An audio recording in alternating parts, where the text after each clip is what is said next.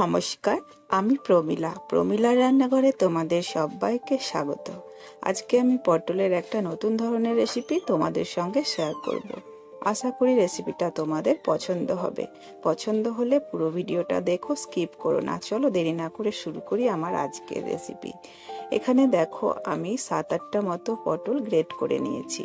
আর কিভাবে গ্রেট করে নিয়েছি সেটা এবার তোমাদেরকে দেখিয়ে দিই। ভিডিওটা বড় হয়ে যাবে, তাই আগে আমি কয়েকটা গ্রেট করে নিয়েছি। তো দেখো পটল দুটো রেখেছি, আর এইভাবে ছুরি দিয়ে আলতো হাতে খোসাগুলোকে এভাবে চেঁচে নিয়েছি। ওপরকার পাতলা আস্তরণটা চেঁচে ফেলে দিয়েছি।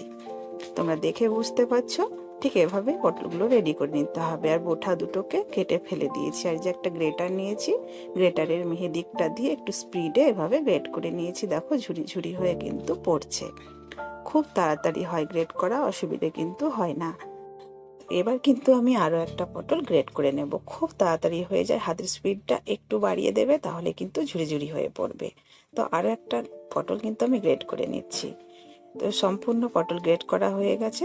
চলো আমি এই গ্রেট করা পটলের মধ্যে নিয়ে নিচ্ছি। সব একসঙ্গে করে নিলাম। এবার এর মধ্যে কিছু উপকরণ মেশানোর আছে। তো প্রথমে আমি কিন্তু মিশিয়ে দিচ্ছি হলুদ গুঁড়ো কালারের জন্য। আর এখানে আমি গরম মশলা গুঁড়ো মিশিয়ে দিচ্ছি 1/2 চামচ মতো। আর দিয়ে দিচ্ছি একটা মশলার মধ্যে শুকনো লঙ্কা, আদা, গোটা জিরে একসঙ্গে পেস্ট করে নিয়েছি। এটা রান্নাতেও কাজে লাগাবো। আর নিয়ে নিচ্ছি প্রথমে 3 চামচ মতো বেসন। প্রয়োজন পড়লে কিন্তু আবার আমি বেসন ব্যবহার করব। এখন আলতো হাতে সব কিছুকে মাখিয়ে নিচ্ছি। খুব কিন্তু ডলে ডলে মাখবো না, নইলে জল ছাড়ার ভয় থাকতে পারে। তো আমার মনে হচ্ছে আরও বেসন লাগবে, তাই আরও 2 চামচ বেসন আমি নিয়ে নিলাম।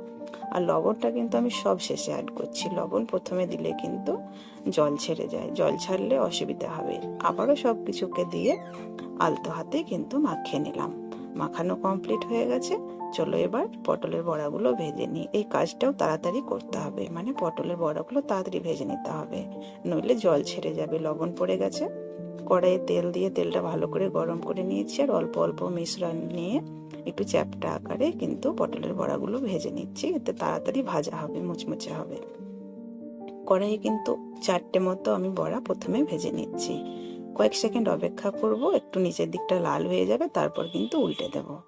এখন লাল হয়ে গেছে নিচের দিকটা, উল্টে দিচ্ছি, নইলে ভেঙে যাওয়ার ভয় থাকতে পারে। একটু সাবধানে উল্টে দেবে। আবারও উল্টে দেওয়ার পর কিছুক্ষণ অপেক্ষা করতে হবে সেকেন্ড পিঠটা লাল হওয়ার জন্য। তারপরে উল্টে পাল্টে তখন মুচমুচে করে ভেজে নেবে। এগুলো কিন্তু স্ন্যাক্স হিসাবে খালি মুখেও খাওয়া যায়, কিন্তু আজকে আমি রান্না করব। সেমভাবে সেকেন্ড পিঠটাকে কিছুক্ষণ পরে উল্টে দিচ্ছি আমি।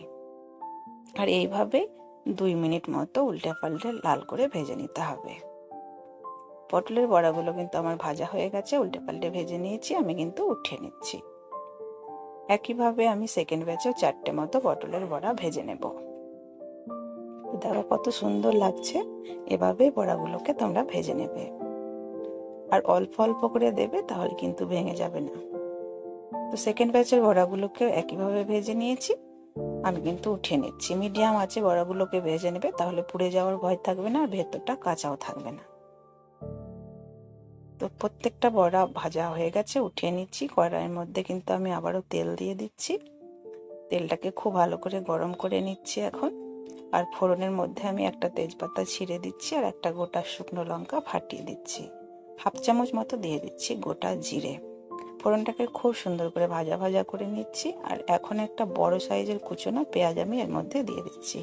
পেঁয়াজটাকে কয়েক সেকেন্ড হাই আছে নাড়াচাড়া করে লাল করে ভেজে নেব। হাই আছে পেঁয়াজ ভাজবে, খুব তাড়াতাড়ি ভাজা হয়ে যায়। পেঁয়াজের কালার হলে রান্নারও কালার কিন্তু আসে, স্বাদও বাড়ে। পেঁয়াজ ভাজা হয়ে গেছে। এখন এর মধ্যে আমি একটা বড় সাইজের টমেটো পেস্ট করে নিয়েছি, সেটাও দিয়ে দিচ্ছি। তো টমেটোটাকে দিয়েও কয়েক সেকেন্ড কিন্তু নাড়াচাড়া করে টমেটোর কাঁচা গন্ধটাকে মেরে নেব। টমেটো খুব সুন্দর করে মিশিয়ে নিলাম। এবার আমি টমেটোর মধ্যে কিন্তু হলুদ আর লবণটা দিয়ে দেব। হলুদ গুঁড়ো দিয়ে দিচ্ছি এখন। এবার আমি স্বাদ মতো লবণ দিয়ে দিচ্ছি। লবণ হলুদ দিয়ে আবারও কিছুক্ষণ নাড়াচাড়া করে নেব। একটু শুকনো শুকনো হয়ে আসবে, তখন বাকি মশলা অ্যাড করব। দেখো টমেটোটা কিন্তু কাঁচা গন্ধ চলে গেছে। এখন আমি এর মধ্যে সেই বাটা মশলাটা ব্যবহার করছি। আদা, শুকনো লঙ্কা আর জিরে একসঙ্গে পেস্ট করে নিয়েছিলাম। 2 চামচ মতো মশলা দিয়ে মশলাটাকে মিডিয়াম আঁচে খুব সুন্দর করে কষিয়ে নিচ্ছি। মশলা যত করে ভালো কষাবে ততই কিন্তু রান্নার স্বাদ বাড়বে। এখন কিন্তু আমি ঢাকা দিয়ে 1 মিনিট স্লো আঁচে রেখে দিয়েছিলাম। খুব সুন্দর করে নাড়াচাড়া করে নিচ্ছি। মশলা কিন্তু কষানো কমপ্লিট হয়ে গেছে। আমি মিক্সি ধুয়ে অল্প একটু জল ব্যবহার করছি, তাহলে মশলাটা নষ্ট হবে না। তো জলটা দেওয়ার পরে আবারও কয়েক সেকেন্ড অপেক্ষা করছি। জলটা একটু মিশিয়ে দিচ্ছি মশলার সঙ্গে। জলটা কিন্তু একটু শুকিয়ে নেব, তারপর গ্রেভির জন্য আমি আবারও জল দেব। তো এখন কিন্তু শুকিয়ে এসেছে। এবার আমি গ্রেভির জন্য জলটা দিচ্ছি। আর এই রান্নাটা একটু মাখো মাখো হবে, তাই বেশি জল কিন্তু আমি দেব না, অল্প একটু জল দিলাম। খুব ভালো করে মিশিয়ে দিলাম। এবার ঢাকা দিয়ে ফুটিয়ে নেব। কয়েক সেকেন্ডের মধ্যেই কিন্তু ফুটে উঠবে। গ্যাসের ফ্লেমটাকে বাড়িয়ে দিয়েছি। ঢাকাটা খুলে নিচ্ছি। এখন কিন্তু খুব সুন্দরভাবে ফুটে উঠেছে। একটু নাড়াচাড়া করে দিচ্ছি ঝোলটাকে। এবার আমি একে একে বড়াগুলোকে ছেড়ে দেব। তো আমি সব বড়াগুলো দিচ্ছি না, মোট 11টা বড়া হয়েছে। আমি 3 ব্যাচে বড়াগুলো ভেজে নিয়েছি। তার মধ্যে এখানে 7টা মতো দিচ্ছি, বাকিটা খাওয়া যাবে খালি মুখে। বড়াগুলো দিয়ে আলতো হাতে নেড়ে দিলাম। আর একটুখানি ধনেপাতা কুচি দিয়ে দিচ্ছি, আর অল্প একটু দিয়ে দিচ্ছি কাসুরি মেথি। না থাকলে এটা পুরোপুরি অপশনাল, দিলে ভালো লাগে। এবার আলতো হাতে আবারও মিশিয়ে দিয়ে গ্যাসের ফ্লেমটাকে স্লো করে দিয়ে 1 মিনিট ঢাকা দিয়ে রান্না করে নেব। 1 মিনিট পরে আমি ঢাকাটা খুলে নিচ্ছি।